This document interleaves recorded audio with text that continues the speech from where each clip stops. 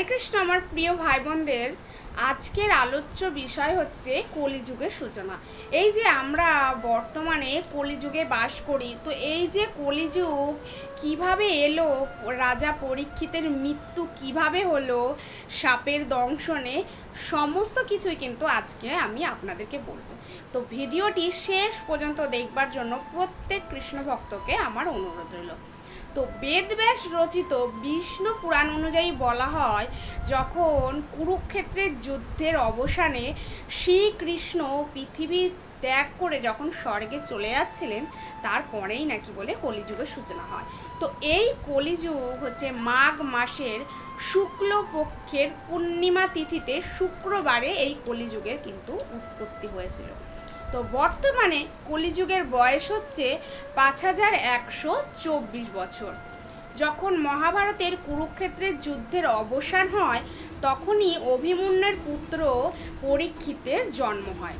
তো রাজা পরীক্ষিত দাপর যুগ এবং কলিযুগের সমন্বয়ের কিন্তু রাজা, এই দুই যুগের মধ্যেই কিন্তু রাজা পরীক্ষিত রাজা হিসেবে ছিলেন। তো যখন পরীক্ষিতের যথাসময়ে রাজ্যপাট পরীক্ষিতের হাতে তুলে দেওয়া হয়, তখনই পঞ্চপাণ্ডব যথাস্থানে কিন্তু চলে যান।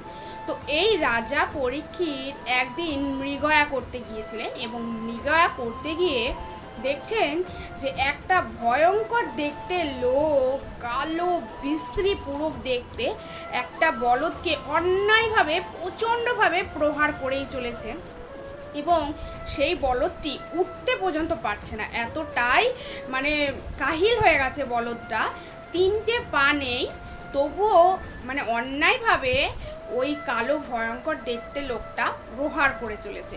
তো ধর্মের রাজা পরীক্ষিত ভীষণভাবে দেখে ক্রুদ্ধ হয়ে গেলেন, সাথে সাথে নিজের তরবারি বের করলেন ওই লোকটাকে হত্যা করবার জন্য। সাথে সাথে ওই কালো বিশ্রী ভয়ঙ্কর লোকটা হাত জোর করে তার কাছে প্রাণ ভিক্ষা চাইলেন এবং তখন রাজা জিজ্ঞেস করলেন যে তুমি কে, এইভাবে অন্যায়ভাবে এই বলদটার উপরে প্রহার করছো? তখন ওই কালো ভয়ঙ্কর দেখতে লোকটি বলল, আমি কলি, দাপর যুগের শেষে আমার এখানে উদ্ভব হয়েছে। এবং এই যে কলি, সমস্ত এই কলিযুগে কি কি হবে, মানে প্রচণ্ড সমস্ত কিছু নোংরা যেসব হবে, সমস্ত কিছু পরীক্ষিতকে বলল। পরীক্ষিত ভাবলেন, প্রচণ্ডভাবে অবাক হয়ে গেলেন এবং তিনি ভাবলেন এবং জানলেন যে ভগবান এই কলিকে পাঠিয়েছে। তখন তিনি কলিকে বললেন, তুমি হচ্ছে অধর্মের বড় পরম বন্ধু, তোমার এই ব্রহ্মবর্তে কোনো স্থান নাই, এখানে সত্যের জায়গা, এই অধর্মের কোনো স্থান নেই, তুমি এখান থেকে চলে যাও। তখন কলি রাজা পরীক্ষিতকে বললেন যে আপনি তো পুরো এই পৃথিবীর রাজা, আপনি আমাকে ঠিক করে দেন, আপনার আদেশ অনুযায়ী আমি কোন জায়গায় থাকবো, আপনি সমস্তটা ঠিক করে দেন। তখন কলিযুগকে রাজা পরীক্ষিত অনেক ভাবনা চিন্তা করে বললেন যে তোমার জন্য আমি 4টি স্থান ঠিক করে দিচ্ছি, সেই 4টি স্থানে তুমি থাকবে। তখন কলি বলল, ঠিক আছে প্রভু, আপনি 4টি স্থান ঠিক করে দিন, আপনার আদেশ অনুযায়ী আমি সেই 4টে স্থানেই থাকব। মহারাজ পরীক্ষিত জানেন যে কলিকে ঈশ্বর পাঠিয়েছেন, তার জন্য তিনি অনেক ভাবনা চিন্তা করে কলিকে 4টি স্থান ঠিক করে দিলেন। এবং 1 নাম্বার হচ্ছে কি জুয়া, এবং 2 নাম্বার হচ্ছে মানে নেশা মাদক সেবন যারা করে, এবং 3 নাম্বার হচ্ছে পতিতালয় বা বেশ্যালয়, 4 নাম্বার হচ্ছে যে জীব হত্যা করে, যে হিংসা হত্যা। এই 4টি স্থান কলিকে ঠিক করে দিলেন, কিন্তু কলি এতেও যেন অসন্তুষ্ট, এই 4টে স্থানে তার যেন মন ভরে না।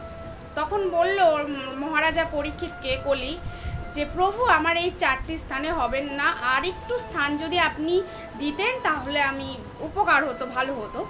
তখন কি করলেন রাজা পরীক্ষিত অনেক ভাবনা চিন্তা করে স্বর্ণ বললেন যে ঠিক আছে, তুমি সোনাতে থাকতে পারবে, অন্যায়ভাবে যারা স্বর্ণ লালসা করে সেই সোনাতে তুমি কিন্তু থাকতে পারবে।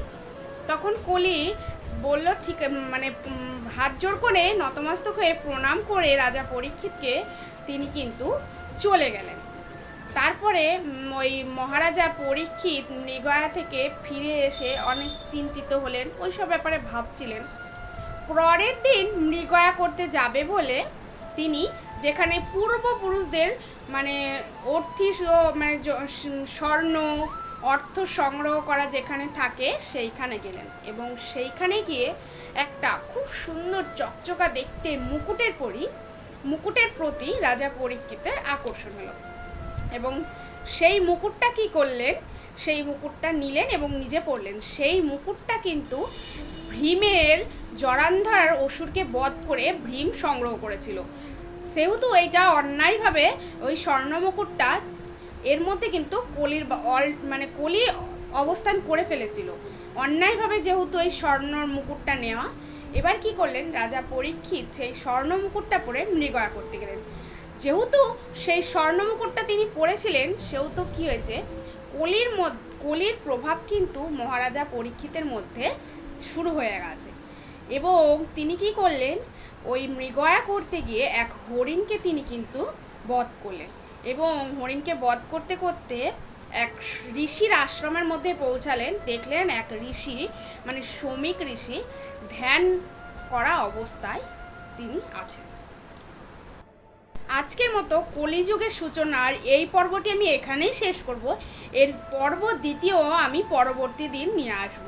যদি আমার এই ভিডিওটা করার সময় কোনো কথা বলার যদি ভুল হয়ে থাকে, বা আমার ভাব ভঙ্গি আচার আচরণে যদি আমার ভুল হয়ে থাকে, তাহলে সবাই আমাকে ক্ষমার দৃষ্টিতে দেখবেন, এবং যদি এই কাহিনীগুলো ভালো লেগে থাকে তাহলে শেয়ার করে অন্যকে জানবার সুযোগ করে দেবেন। হরে কৃষ্ণ, সবাই ভালো থাকবেন।